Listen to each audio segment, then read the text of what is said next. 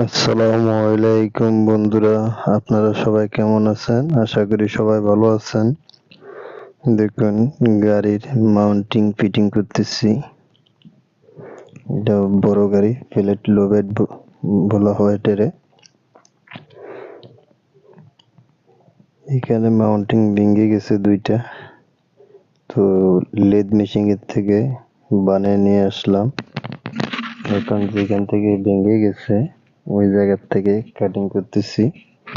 এটা হলো যে গাড়ির স্কেলের সাথে থাকে, এক স্কেলের থেকে মানে ওইখানে টানা থাকে।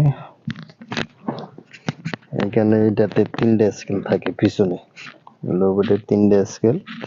এই স্কেলের সাথে যে আমার হাতের সাথে এটা হলো যে মাউন্টিং এর যে এটা প্লেট,